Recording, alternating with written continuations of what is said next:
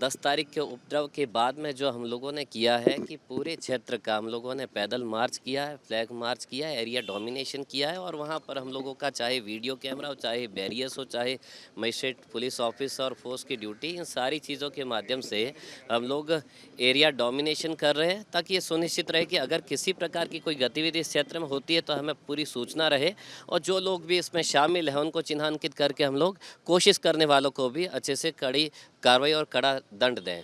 दूसरी बात, जो यहाँ के मानिन लोग हैं, मौजिज़ लोग हैं, उन सब से हम लोग लगातार संवाद कर रहे हैं। कल हम काफ़ी लोगों से हम लोगों ने बातचीत किया है और आप देख रहे हैं कि लोगों में वापस आश्वस्त होने के बाद आज काफ़ी सारी शॉप्स भी इस एरिया में खुल चुकी हैं। चीज़ें बिल्कुल ठीक हैं और पूर्णतः शांति है और सुनिश्चित रहेगा कि जो अगला है आने वाले दिनों में पूर्णतः यहाँ शांति बनी रहे। सोशल मीडिया को मॉनिटर करने के लिए हम लोगों की एक काफ़ी बड़ी टीम है, काफ़ी सारे उसमें लड़के हैं और इसके अलावा जो जनता के लोग हैं, जो मौजिज़ लोग हैं, उनके माध्यम से भी हम लोग सुनिश्चित कर रहे हैं कि अगर सोशल मीडिया में कोई चीज़ चल रही है तो हमारे सामने आए और अगर किसी तरह का कोई भड़काऊ चीज़ या बयान देगा तो हम उसके खिलाफ कड़ी कार्रवाई करेंगे। बहुत सारे लड़के और लोग जो कि उपद्रव में शामिल थे उनको पहचान किया गया है, चिन्हांकित किया गया है, उनकी पोस्टर तैयार कर लिए गए हैं और जल्द ही उनको हम लोग पब्लिश भी करेंगे और जो ऐसे दोषी लोग हैं उनके खिलाफ हम लोग कड़ी कार्रवाई भी करेंगे। कि वर्तमान में हर तरीके से शांति है, मोअज़्ज़िज़ व्यक्ति हमारे संपर्क में है, वे सभी लोग आश्वस्त हैं। हम लोगों ने सबको आश्वस्त भी किया है कि किसी भी निर्दोष के खिलाफ किसी प्रकार की कोई कार्रवाई नहीं की जाएगी और इसी वजह से आप देख रहे हैं कि मार्केट भी यहाँ के ओपन हो चुके हैं और स्थितियाँ पूर्णतः सामान्य है। और देखिए, 10 जून को जो घटना हुई थी उसमें 29 गंभीर धाराओं में मुकदमा दर्ज किया गया था और अब तक 92 लोग न्यायिक अभिरक्षा में भेजे जा चुके हैं। 92 लोगों के अलावा जो नामजद थे या प्रकाश में आए या वीडियो सीसीटीवी फुटेज के आधार पर उनकी पहचान की गई, इसकी संख्या करीब 40 है जिनके पीछे पुलिस लगी हुई है और फरार हैं, घरों को बंद करके भागे हुए हैं। जल्दी से जल्दी अगर वो पुलिस के सामने या माननीय न्यायालय के समक्ष हाजिर नहीं होते हैं तो उनके खिलाफ वारंट जारी कराया जाएगा और आगे 82-83 के तहत उनके घरों की कुर्की भी कराई जाएगी। इसलिए उनसे अपील है कि वो या तो पुलिस के सामने हाजिर हो जाएं या न्यायालय के समक्ष, वरना पुलिस गिरफ्तार करके जेल भेजेगी और गिरफ्तारी न होने की दशा में आगे कुर्की की कार्रवाई भी अमल में लाई जाएंगी। इसके अलावा हमने पोस्टर तैयार करवाए हैं जिसमें ईंट पत्थर फेंकते हुए या आगजनी करते हुए दिखाई दे रहे हैं। ऐसा पोस्टर जल्दी ही जारी कर दिया जाएगा ताकि आम जनता के माध्यम से और अन्य स्रोतों से उनकी पहचान सुनिश्चित हो सके और उन पर कार्रवाई की जा सके। किसी भी बेकसूर पे कार्रवाई नहीं की जाएगी। पूछताछ लगातार जारी है, सभी से पूछताछ की जाएगी जो उससे संबंधित मिलेंगे, लेकिन गिरफ्तारी उन्हीं की होगी जिनका वाकई में दोष है। किसी भी निर्दोष पर बेकसूर पे कार्रवाई हम नहीं करेंगे। उसके लिए एक 5 सदस्यों की एक कमेटी बनाए हैं जो कमेटी डिसाइड करेगी, देखेगी, हर तरह से सबूत अगर है तो ही उनको गिरफ्तार करके जेल भेजा जाएगा, वरना उनको वापस सुपुर्द कर दिया जाएगा, केवल पूछताछ किया जाएगा। इस तरह की हमारी कार्यप्रणाली रहेगी। अभी हम अगले फ्राइडे के लिए भी तैयारी हमारी पुख्ता हो रही है। एरिया हम देख रहे हैं, डिप्लॉयमेंट कर रहे हैं। जितना पहले फोर्स लगा था उसका कम से कम 10 से 12 गुना फोर्स हमने लगाया हुआ है, जगह जगह फोर्स लगाया है। तमाम सूचनाएं जो मिल रही हैं, कुछ मदरसों में, कुछ मस्जिदों में, उनके भी इमाम से बात की जा रही, मुतवल्ली से बात की जा रही है, मुदर्रिस से बात की जा रही है कि अपना देख लें, कोई बाहरी तत्व आकर के उसमें ना रुके, नहीं तो रुकने वाले के खिलाफ़ और मदरसे या मस्जिद वालों के खिलाफ़ भी हमको कार्रवाई करने पे मजबूर होना पड़ेगा। तो वो भी हम एक सैनिटाइजेशन ड्राइव चलाए हुए हैं, उनसे बातें हो रही हैं। धर्मगुरुओं से लगातार संवाद हो रहा है। कल भी उनको बुला करके 1-to-1 मीटिंग की गई। थानों पर पीस कमेटी की मीटिंग हुई ताकि लोग ये समझें कि ऐसा कुछ करने से कोई फ़ायदा नहीं है, गिरफ्तारी होगी, जेल होगी। और आम जनमानस में उन्हीं का इमेज ख़राब हो रहा है कि जो चीज़ ज्ञापन के माध्यम से काम हो सकता था उसके लिए भीड़ जुटा करके और इस तरह का नौबत क्रिएट कर दिया कि आम आदमी को नुकसान हो रहा है, नाबालिग बच्चे उसमें फंस रहे हैं, परिवार परेशान हो रहे हैं। तो उन्हीं के कारनामे के कारण ये हुआ है।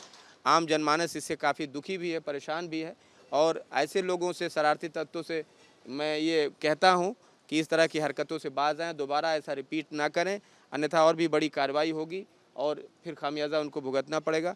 फिलहाल जो भी अभी उन्होंने कारनामा किया है उसका उनको खामियाजा भुगतना पड़ेगा। जो सबूत के आधार पर कार्रवाइयाँ जारी रहेंगी और गिरफ्तारी अगर नहीं उनकी होती है, भागे रहते हैं, फरार रहते हैं, तो उनके घरों की कुर्की भी कर दी जाएगी। कितने लोगों का जारी किया है? कितने लोग आइडेंटिफाई हुए हैं सीसीटीवी और अभी तक करीब 40 से ऊपर लोग जो आइडेंटिफाई हुए हैं, जो ईंट पत्थर चलाते हुए नज़र आ रहे हैं पूरी तरह से, उनके खिलाफ पक्का सबूत है, वो कोई उससे मुकर नहीं सकता, ना नुकुर नहीं कर सकता।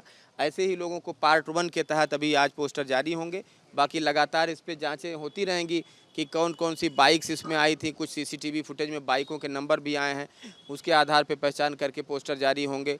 आगे कार्रवाइयाँ अभी जारी रहेंगी, ये लंबा चलेगा इन्वेस्टिगेशन, इसमें जड़ तक पहुंच के कार्रवाई होगी। साजिश रचने वालों को भी छोड़ा नहीं जाएगा इसमें, जो पर्दे के पीछे रहते हुए पूरी साजिश को अंजाम देते हुए इस तरह से नाबालिग बच्चों को आगे करके कार्रवाई किए हैं, उनके खिलाफ भी कार्रवाई होगी, उनको बख्शा नहीं जाएगा। फिलहाल पार्ट 1 के रूप में आज पोस्टर जारी कर दिए जाएंगे। डिमोलिशन ड्राइव भी आगे बढ़ेगी। अभी तो जावेद मोहम्मद प्रमुख जो आरोपी है, जो मास्टरमाइंड है, उसके खिलाफ कार्रवाई। देखिए, डिमोलिशन से हमारा विशेष मतलब नहीं है। हम जो भी इसमें एक्यूज्ड सामने आ रहे हैं उनके हम डिटेल्स डीएम साहब को भेज रहे हैं, पीडीओ को भेज रहे हैं, वो अपना होमवर्क कर रहे हैं। अगर ऐसे खुराफाती लोग जो समाज के लिए हानिकारक है, जो समाज के अमन और अमान के लिए खतरा है, तो उनकी पूरी कुंडली खंगाली जा रही है। उसमें उनके घर की भी स्थिति है, अवैध निर्माण तो नहीं है, अवैध दुकानें तो नहीं है, तो उन पर भी कार्रवाई हो सकती है। इसके लिए हम पूरी तरह से खुले दिमाग से काम कर रहे हैं, लेकिन होमवर्क हो रहा है, लेकिन बिना किसी सबूत के, बिना नियम का पालन किए हम कोई कार्रवाई नहीं करेंगे। पोस्टर कहाँ पे लगाए जाएंगे? ये पोस्टर हम सोशल मीडिया को जारी करेंगे। हमारे मीडिया से काफ़ी सहयोग मिल रहा है, वहाँ से भी हमारी पहचान हो रही है। साथ ही साथ आम जनमानस से पहचान होगी। रेलवे स्टेशन, बस स्टैंड और इस इलाके में जहाँ पे घटना हुई है, उन सभी इलाकों में पोस्टर लगाए जाएंगे ताकि पक्का पता चल सके कि ये फ़ोटो किसका है, कौन ईंट पत्थर फेंक रहा है। उसकी पहचान पक्की करके ही उस पर कार्रवाई की जाएगी। किसी निर्दोष पे कार्रवाई हरगिज़ नहीं की जाएगी। प्रमुख जो आरोपी जावेद मोहम्मद, उसके घर से जो हथियार वगैरह और आपत्तिजनक साहित्य मिला था, उस मामले में भी आर्म्स एक्ट वगैरह में क्या कोई मुकदमे लिखे? उस पे भी 2 असलहे, कुछ कारतूस मिले थे, एक पर्चा मिला था जिस पे लिखा था कि अटाला पहुँचो और वहाँ पे जुटो और भीड़ लगाओ और जो इसमें अड़चन बनेगा उस पर वार किया जाएगा, अदालत पे भरोसा नहीं है। इस तरह की 4-5 लाइनें उस पर लिखी हुई मिली थी। उसको पुलिस ने सीज़ किया है, तफ्तीश में उसको शामिल किया जा रहा है और जो असलहे मिले हैं उस पर भी नियमानुसार कार्रवाई की जा रही है। कुछ वाहन जो आपने बताया देखे गए थे, इसके अलावा ऐसी भी खबर है कि उसके पहले की जो रात थी हिंसा की, उसमें 300 मोबाइल नंबर ऐसे हैं जो चिन्हित किए गए हैं, जो रात भर जिस पर बात हो रही है। क्या उसको भी सर्विलांस में लिया जाए? नहीं, वो चीज़ें सर्विलांस अपना काम कर रही है, लेकिन कोई फ़िक्स फिगर जो आप बता रहे हैं वो कोई फ़िक्स फिगर नहीं है। मोबाइल तो बहुत ज़्यादा ऑपरेट रहते हैं, काम करते रहते हैं रात भर, लेकिन सर्विलांस हमारी काम कर रही है, वो भी एक सबूत है। लेकिन उसके अलावा जब सीधे हमको वीडियो फुटेज मिल रहे हैं, सीसीटीवी फुटेज मिल रहे हैं, उनकी पहचान पुख्ता हो रही है, तो अन्य सबूतों की विशेष ज़रूरत नहीं है। लेकिन हाँ, उसको भी लोकेशन जो सीडीआर से मिलती है उसको भी सबूत की तरह इस्तेमाल किया जाएगा। देखिए, जो पूरी खुराफात हुई है, शरारत हुआ है, उपद्रव हुआ है, पथराव आगजनी वगैरह हुई है, इसकी कोई भी ज़रूरत नहीं थी। पुलिस प्रशासन लगातार उनको समझा रहा था, घटना से पहले भी, घटना के दिन भी, और आज भी हम समझाने की प्रक्रिया हमारी बंद नहीं है, संवाद बंद नहीं है। उनको करना चाहिए था कि 10-15 लोग, 10-5 लोग मिल कर के ज्ञापन दे देते। कोई जो भी घटना हुई है, घटना यहाँ की है ही नहीं। जो भी जहाँ की भी घटना है वहाँ मामला दर्ज किया जा रहा है, कार्रवाई हो रही है। लेकिन प्रयागराज में इन लोगों ने जो घटना की है उसकी कोई ज़रूरत नहीं थी। ज्ञापन दे सकते थे, मेमोरेंडम दे सकते थे, पूरा पुलिस प्रशासन, पूरा अमला यहीं मौजूद था। लेकिन इसके बाद भी जो उन्होंने शरारत से बाज नहीं आए हैं, तो उसके कारण से जो भी हमारा नुकसान हुआ है, चाहे हमारी जनता का नुकसान हुआ है, चाहे हमारी सरकारी संपत्ति का नुकसान हुआ है, जिसमें मोटरसाइकिलें हैं, एक ट्रक में भी कुछ नुकसान हुआ है। इसके अलावा इतनी बड़ी संख्या में फोर्स लगानी पड़ी है, उसमें भी उनका वेतन का जो खर्चा है वो सारा चीज़ों का एस्टिमेट हुआ है। करोड़ों से भी ऊपर का ये पूरा एस्टिमेट है और उनसे अब वसूली की जाएगी। वो भाग नहीं सकते हैं, एक पुलिस से गिरफ्तारी से बच नहीं सकते हैं। गिरफ्तारी से बचेंगे तो घरों की कुर्की होगी, जहां भी जाएंगे उनसे रिकवरी जरूर होगी, किसी को छोड़ा नहीं जाएगा, इसमें राहत नहीं मिलने वाली है। जो भी हमारा नुकसान हुआ, चाहे जनता का या सरकार का, उसकी भरपाई जरूर की जाएगी, उनसे जो क्षति हुई है वसूली जरूर की जाएगी। 10 जून को जुमे की नमाज के बाद प्रयागराज के अटाला में हुई हिंसा के मामले में जैसे जैसे जांच आगे बढ़ रही है, तमाम नए तथ्य सामने आ रहे हैं और जिस तरह से इस पूरे मामले में जब प्रमुख आरोपी जो मास्टरमाइंड कहा गया जावेद पम के घर का डिमोलिशन किया गया, तो उसके बाद पुलिस के एसएसपी ने मीडिया से बात करते हुए कहा था कि डिमोलिशन से पहले पुलिस टीम जब घर के अंदर गई थी तो वहाँ पर 2 देशी तमंचे मिले थे, इसके अलावा कारतूस मिला था, तमाम आपत्तिजनक सामग्री मिली थी और उसको लेकर के अब जावेद पम और जावेद पम के परिवार वालों के खिलाफ आर्म्स एक्ट में मुकदमा दर्ज किया गया है। पुलिस अधिकारियों का कहना है कि उसमें जो कागजात मिले थे उसमें तमाम ऐसी बातें थी जिसमें न्यायालय पर तल्ख टिप्पणियां की गई थी और तमाम आपत्तिजनक साहित्य भी मिला था। तो उस मामले में भी पुलिस पूरी जांच कर रही है और जांच के बाद उसको भी जांच के जो इन्वेस्टिगेशन है, जो जांच है, उसके दायरे में शामिल किया जा रहा है। और इसके अलावा अगर हम बात करें तो जो उपद्रवी यहाँ पर जिन्होंने तोड़फोड़ की थी, हिंसा और आगजनी की थी और जो इस मामले में षड्यंत्रकारी यानी मास्टरमाइंड बताए गए थे, अब उनसे जो क्षतिपूर्ति है, जो कंपनसेशन है, उसकी भरपाई की जाएगी। एसएसपी प्रयागराज का कहना है कि उस दिन हिंसा वाले दिन दर्जनों की संख्या में वाहन क्षतिग्रस्त हुए थे, जिसमें पीएससी का ट्रक था, तमाम बाइकों को फूंक दिया गया था, तमाम गाड़ियों के वाहनों के शीशे तोड़ दिए गए थे और बड़ी संख्या में जो पब्लिक प्रॉपर्टी है उसकी क्षति हुई थी, लोगों के घरों के खिड़की दरवाजे टूटे थे। तो अब उस जो डैमेज हुआ था उसके नुकसान की भरपाई जो उपद्रवी हैं उनसे की जाएगी और इसके लिए प्रयागराज पुलिस ने अपनी तैयारी पूरी कर ली है। एसएसपी का कहना है कि जो पुलिस की ड्यूटी यहाँ पर लगाई गई है उसमें भी करोड़ों रुपए का अतिरिक्त खर्च आया है।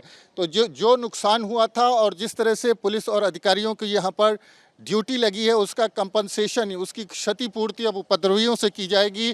और एसएसपी प्रयागराज का कहना है कि उसके लिए बाकायदा जो कई विभागों को लगाया गया है, जो आकलन कर रहे हैं कि कुल मिलाकर के कितना खर्च और कितना नुकसान इस दंगे के चलते यहाँ पर देखने को मिला, इस बवाल के चलते यहाँ पर देखने को मिला है, जो कि फ़िलहाल करोड़ों रुपए से ज़्यादा है। और उसकी भरपाई जो उपद्रवी हैं, जो दंगाई है, जो षड्यंत्रकारी हैं, उनसे की जाएगी। तो पूरी लिस्ट तैयार की जा रही है और जो आरोपी हैं उनकी लगातार पहचान की जा रही है। तो करोड़ों रुपए का ये अतिरिक्त जो भार है, जो प्रभार आया है सरकार के ऊपर, आम लोगों के ऊपर, उसकी भरपाई अब दंगाइयों से की जाएगी। इसकी पूरी तैयारी कर ली है और अगर कोई पैसा देने में कोई ऐसा आरोपी उपद्रवी है जो फरार होता है, उससे पैसे नहीं वसूले जा सकते, तो उसके घर की कुर्की की जाएगी और घर को कुर्क करके वहाँ से उसकी वसूली की जाएगी। साथ ही जो उपद्रवी चिन्हित किए जाएंगे उनकी कुंडली भी खंगाली जा रही है। अगर उनके पास कोई इलीगल प्लॉट है, इलीगल कोई कंस्ट्रक्शन है, कोई घर है, कोई आवास है, कोई दुकान है, तो उसका डिमोलिशन भी किया जाएगा। तो चौतरफा मार अब उपद्रवियों पर प्रयागराज में देखने को मिल रही है और ये सख्ती का घेरा धीरे धीरे आगे बढ़ रहा है। तो देखना ये होगा कि आने वाले दिनों में इस तरह से कुल कितने ऐसे उपद्रवी हैं जिनके खिलाफ जो कंपनसेशन है उसकी कार्रवाई की जा सकती है, जिनसे क्षतिपूर्ति ली जा सकती है, और कितने ऐसे उपद्रवी हैं जिनको अलग अलग धाराओं में गिरफ्तार करके जेल भेजा जाएगा।